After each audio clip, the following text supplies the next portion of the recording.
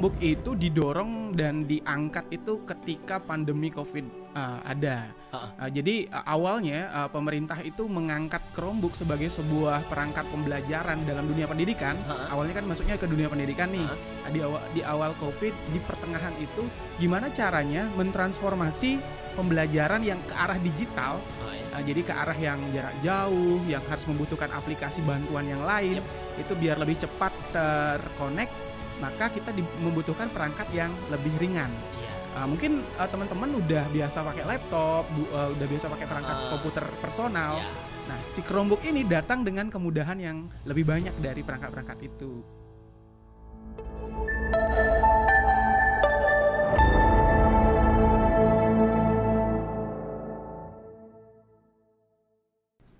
Gen Z, digital, ini punya korelasi yang sampai sekarang perlu kita gali lebih dalam lagi. Yang lagi trending sekarang mungkin lewat juga di FYP TikTok kamu, di Instagram kamu, bahkan di ads kamu juga udah kelihatan soal Chromebook. Ada banyak banget di luar sana transchromers yang sekarang lagi melejitnya, yang lagi banyaknya FYP. Dan beruntungnya di video kali ini aku udah bareng sama salah satu inisiator transchromer, Gaskan. Halo Bli. Halo. Ini emang Bli kakak atau abang nih? Kakak aja boleh deh. Kakak aja ya? Kakak aja boleh. Oke, ini dari awal kita ngobrol sebelum mulai ya kita taping nih di off air tadi itu kita ngomongin soal transchromers. Betul. Kesleo dikit transformer nih. Memang asalnya sih dari transformer. Cuma karena kita serap kata-kata dari yang belakangnya, jadi kita itu bertransformasi berubah dengan Chrome. Wow, itu bahasa serapan berarti sebenarnya dari kata Chrome itu ya. Oke, dari Chromebook, dari book jadi Chrome, dari transchromers. Wow, ini cocoklogi yang luar biasa nih. Harus dicocokin. Tapi banyak yang masih awam ya. Betul. Kayak soal transchromers ini gitu. Ya.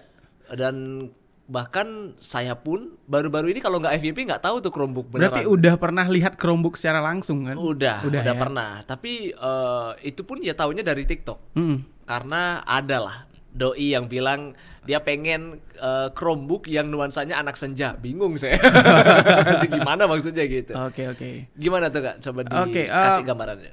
Sebenarnya Chromebook itu didorong dan diangkat itu ketika pandemi COVID ada. Jadi awalnya pemerintah itu mengangkat Chromebook sebagai sebuah perangkat pembelajaran dalam dunia pendidikan. Awalnya kan masuknya ke dunia pendidikan nih. Di awal COVID, di pertengahan itu gimana caranya mentransformasi pembelajaran yang ke arah digital. Jadi ke arah yang jarak jauh, yang harus membutuhkan aplikasi bantuan yang lain, itu biar lebih cepat terkoneksi. Maka kita membutuhkan perangkat yang lebih ringan. Mungkin teman-teman udah biasa pakai laptop, udah biasa pakai perangkat komputer personal. Nah, si Chromebook ini datang dengan kemudahan yang lebih banyak dari perangkat-perangkat itu. Wes, ini nih transformer, the real transformer. Laptop digeser bro. Jadi kita sempat bicara sih kalau saat diskusi di awal di tahun 2019-2020 ketika saya juga baru mengenal Chromebook itu. Jadi Chromebook itu adalah sebuah perangkat HP yang terjebak wujudnya dalam bentuk laptop.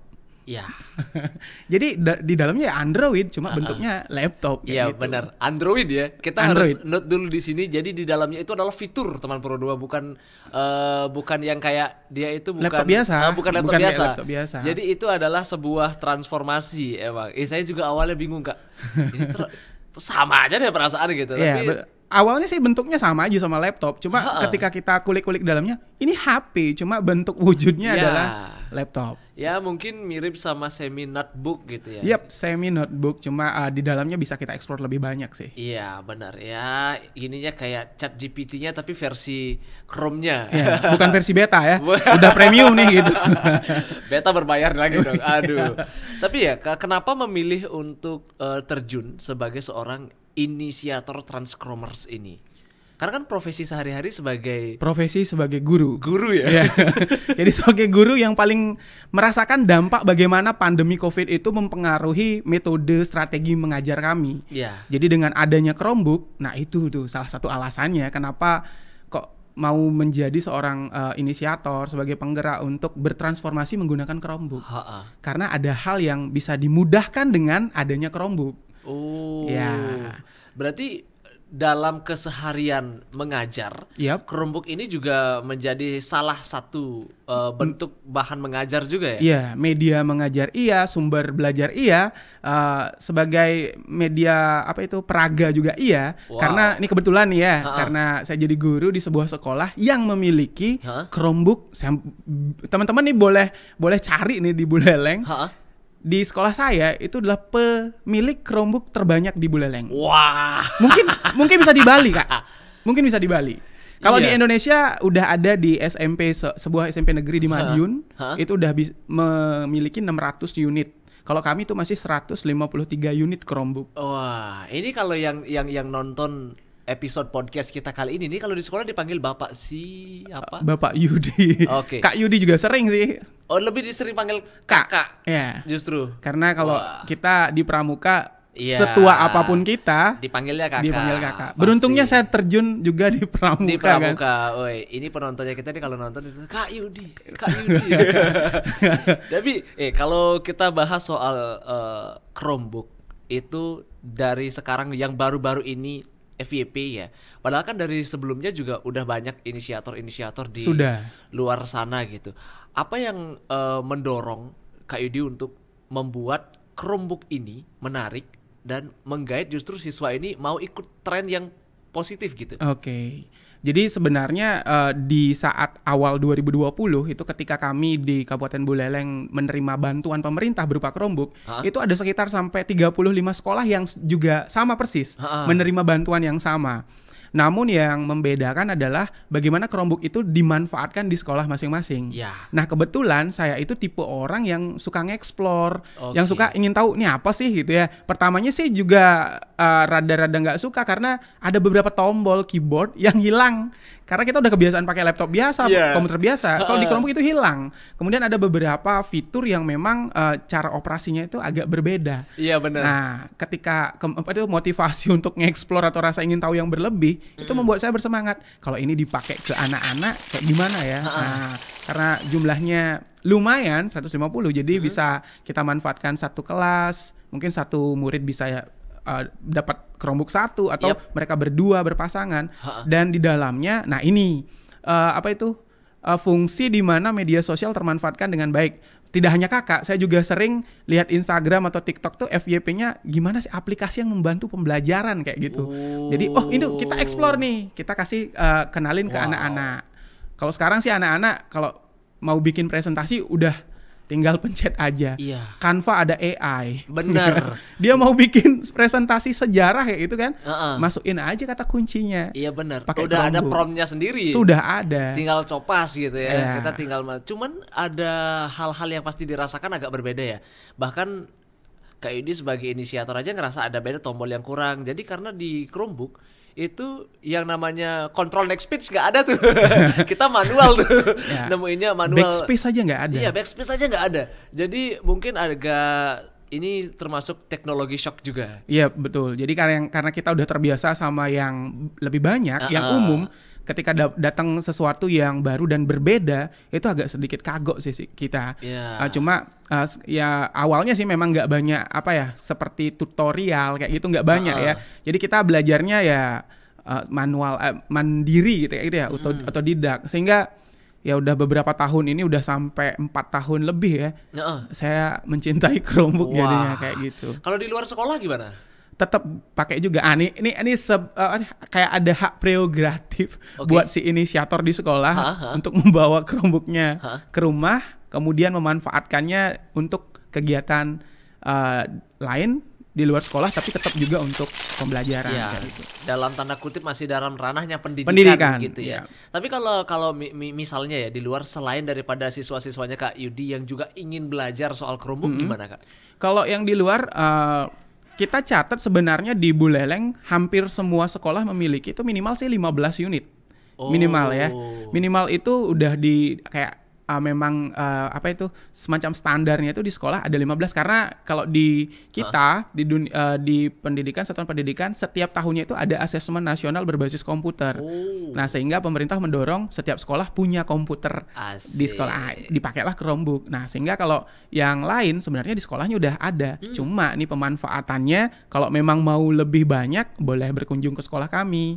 Karena kebetulan sekolah kami jadi kandidat sekolah rujukan Google. Pertama dan satu-satunya di Bali kayak gitu.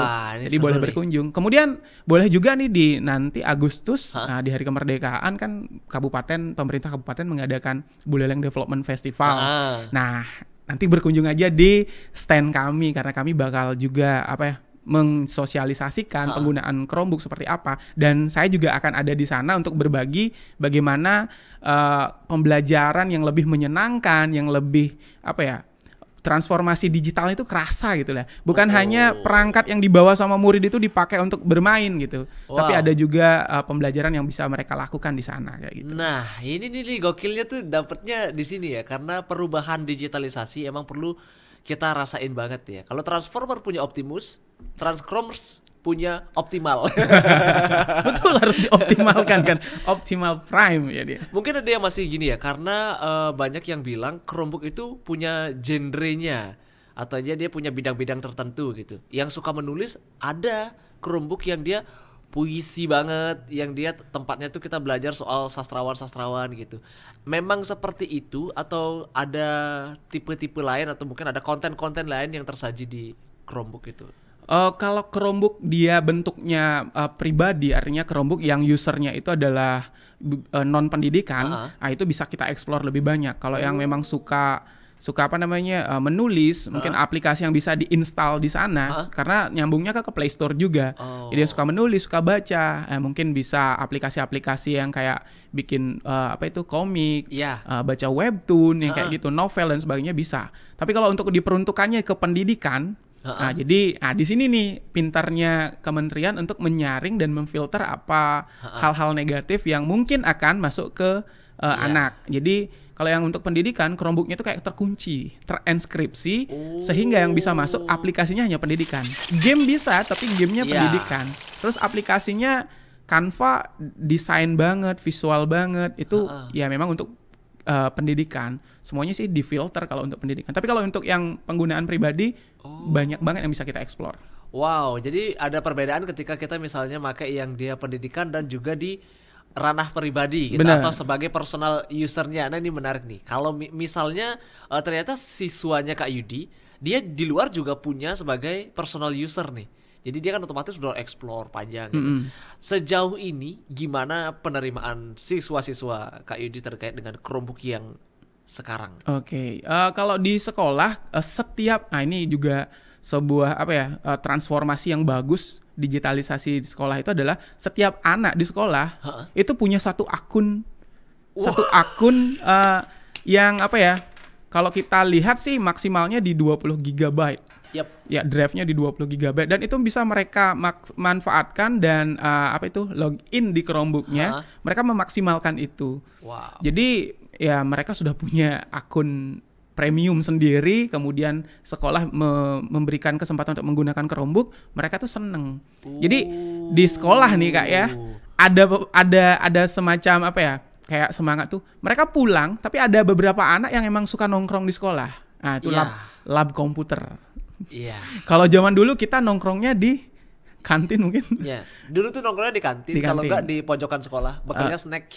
Kalau sekarang mereka nongkrongnya di lab komputer atau di perpustakaan. Karena di sana akses internetnya yang paling kenceng. Jadi habit siswa pun ikut bertransformasi jadinya ya. Dan hobi-hobi mereka pun bakal ada hobi-hobi baru ke depannya. Hobi baru. Nah, hobi barunya yang ke depan yang mungkin di sekitar saya lihat tuh mereka coding udah mulai. Coding sederhana ya. Kalau di SMP itu codingnya sederhana dia. Nah, ini dia nih. SMP kena materi coding. Jujur ya, aku tuh dulu SMA baru dapat saya malah kuliah dapatnya.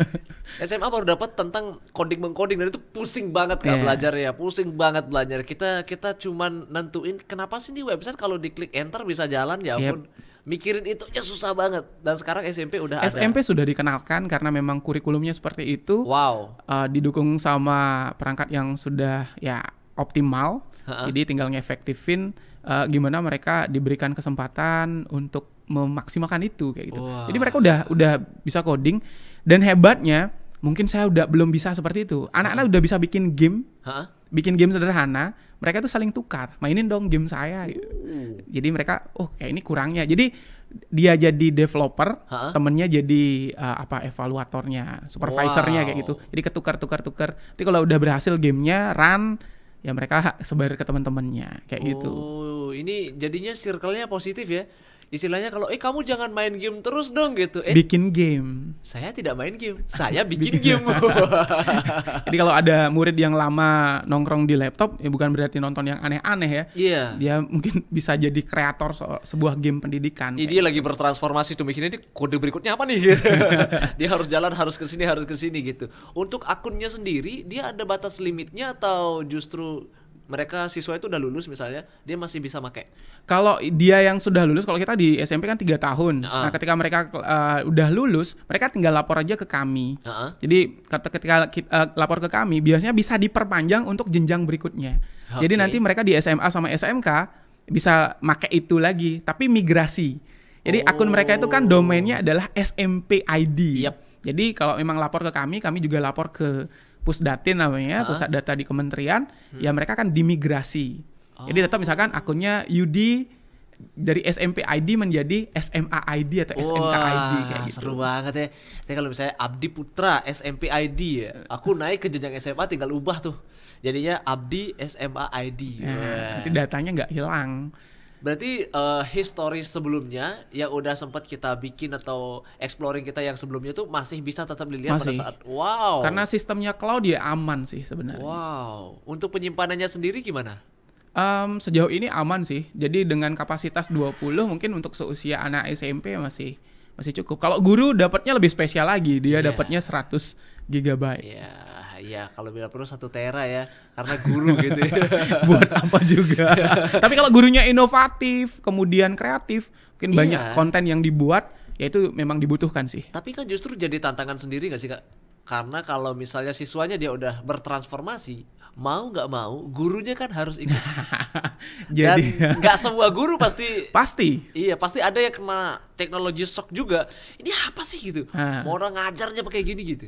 Di awal transformasi ini kita galakkan, kita munculkan, pasti ada resistensi dari guru-guru yang memang punya prinsip bahwa ya kita jalan di zona nyaman aja deh gitu. Kita hidupnya normal-normal aja deh. Kalau ada perkembangan, kalau ada peningkatan kualitas untuk sebuah aspeknya, misalnya di pendidikan itu ya, lebih baik kita di nyamannya aja deh biar nggak dapat kerjaan yang lebih kayak gitu. Tapi ketika resistensi itu kita ubah sebagai sebuah semacam menyadarkan mereka bahwa sebenarnya bisa kok gitu ya, bisa kok saya dampingin nih, bisa kok saya dampingin nih. Jadi di awal ya kalau memang mau jadi inisiator, jadi penggerak, ya memang harus lebih capek untuk nge-empowering orang-orang di sekitar kita kayak. Ya istilahnya kan kita harus nyobain garis finishnya dulu, duluan dulu sampai sana baru narik ya kan. Tapi itu kan gitu beberapa sih. Kan oknum ya, maksudnya dari Kak Yudi itu jadi salah satu inisiator yang tetap mau berbagi, tidak pelit ilmu. Itu pasti apa yang pengen beli sampein sama oknum-oknum guru mungkin di luar sana nantinya yang tidak mau ikutan dengan tren teknologi yang sepositif ini gitu. Buat teman-teman guru ini kok nggak apa-apa kan? Jadi kita mau memberikan racun, tapi racunnya positif ya. Racunnya positif. Buat teman-teman guru di sana yang mungkin merasa bahwa perubahan teknologi, kemudian transformasi digital di dunia pendidikan itu nggak penting. Jadi gini, kita itu akan tetap hebat menjadi guru ketika kita bisa menggunakan teknologi itu dengan tepat. Ya, kalau kita nggak bisa menggunakan teknologi itu dengan tepat, sehebat apapun pendidikan dan kualifikasi kita, ketika di depan kelas menghadapi murid yang lebih jauh pemahamannya terhadap teknologi saat ini, kita bakal ketinggalan banget. Jadinya kebalik. Iya benar. Suatu saat murid kita akan jadi guru bagi kita. Dan ketika memang wise kita yang dibutuhkan, ya kita gurunya untuk mereka kayak gitu. Sejauh ini kan support pemerintah tuh besar banget ya. Betul. Tentang adanya Chromebook ini gitu. Nah, apa yang pengen beli suarakan sebagai inisiator Transchromers ini ke depannya, entah untuk siswa, untuk guru, dalam pendidikan lah gitu, yang beli harapkan lagi dari pemerintah? Kalau untuk pemerintah nih ya, khususnya nih karena kita di Buleleng ya, pemerintah Kabupaten Buleleng, pengadaan sarana prasarana terkait dengan Chromebook itu penting banget ya Kak ya, penting banget. Tapi yang lebih penting adalah bagaimana menyiapkan ekosistem yang mendukung pengadaan itu. Artinya kalau pengadaan itu kan bentuknya fisik, tapi teknisnya itu juga dibutuhkan. Jadi buat pemerintah kabupaten sebenarnya kita itu butuh juga ekosistem sebuah komunitas yang memang bergelut di bidang itu. Mungkin saat ini saya sudah bisa meng-empowering teman-teman buat masuk ke ekosistem itu. Cuma ketika pemerintah juga gencar untuk ini Chromebook bantuan nih, mari kita manfaatkan dengan baik kayak gitu. Niscaya pasti pendidikan Kabupaten Buleleng kota pendidikannya tuh bakal lebih boom lagi kayak gitu. Iya benar, mungkin aja bisa bertransformasi lagi, bukan cuma jadi kota pendidikan aja, tapi juga menjadi kota smart pendidikan. City. Iya, smart city. Smart city. Itu dia tuh, kalau 2045 nanti Indonesia jadi Indonesia emas. Buleleng Buleleng juga bakal jadi smart city tuh. Ya kita berharap dengan harapan yang sama tentunya, tapi ini pertanyaan personality ya. Yep. Kak Yudi ngajar mata pelajaran apa? Jadi dari tadi ngobrol tentang teknologi, ternyata mata pelajarannya bikin penasaran ya. Saya ngajar matematika. Waduh. Tadi tuh saya nebak-nebak dari awal nih, kayaknya IT nih, kalau nggak IT bahasa deh kayaknya. Saya ngajar matematika. Wow, berarti sudah mengajar matematika menggunakan iya. Mau tidak juga. Mau ya, karena saya jadi inisiator ya harus saya contohkan. Serumit matematika bisa dibawakan dengan teknologi memanfaatkan Chromebook bantuan pemerintah. Wah, keren banget. Thank you banget Kak Yudi udah mau sharing sama kita ya. Saatnya kita closing. Dan buat yang udah nonton video ini di episode kita yang podcast sekarang, kalau kamu pengen obrolan ini dilanjutin dengan tema yang sama, komen di bawah. Atau mungkin juga buat kamu yang pengen ada episode-episode lebih menarik lagi, taruh di kolom komentar. Subscribe, like, dan share video ini. Sampai jumpa di video berikutnya.